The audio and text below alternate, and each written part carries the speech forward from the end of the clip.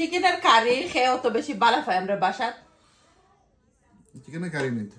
হ্যাঁ খাইলাও হইয়া না আমার কথা আমি ভালো পাই চিকেন লামও ভালো পাই।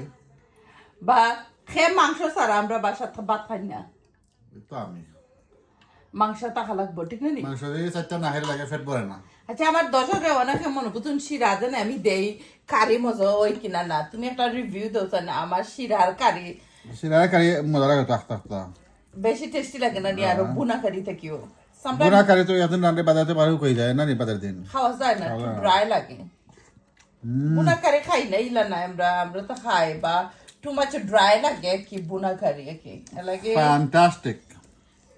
তাই দিলা রিভিউ দিলা মনে হয় কোন তোমার ভিডিও লাগে রিভিউ দেবো বুঝতে পারে ভিডিও লাভি রিভিউ লাভ হতো আসলে ওই জায়গায় খানা মজা মজা না লাগলে খাইবাই খেলা খাইবা খেলা।